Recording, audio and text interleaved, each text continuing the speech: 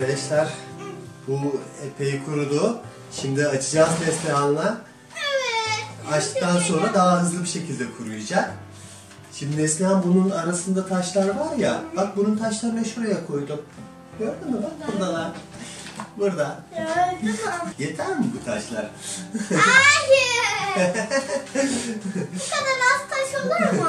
Arkadaşlar annemin küçüklük kazanmış. Anneannem ölmüş yani. İşte baba kaç yıl önce diyor. Evet. 35 yıl.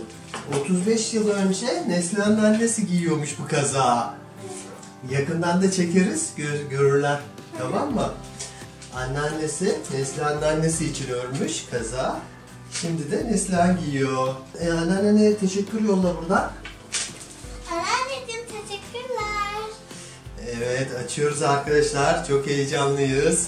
Anne görmek istiyorum. Bak burayı açacağım şimdi. Gel gel. Şu yan tarafı açacağım. Hani burada yoktu? Şaka yaptım sana. Bu fazlalık taşlar dökülecek zaten. Evet. Evet.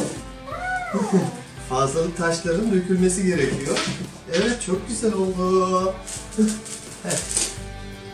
Fazla.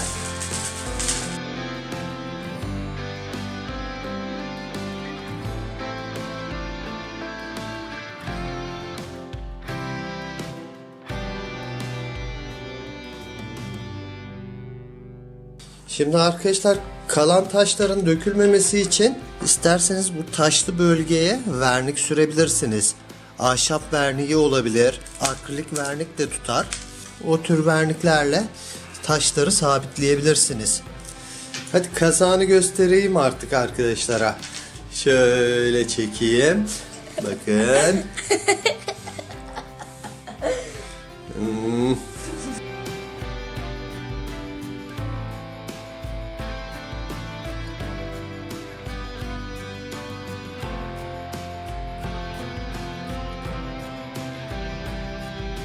Hadi arkadaşlara el sallayacak mı?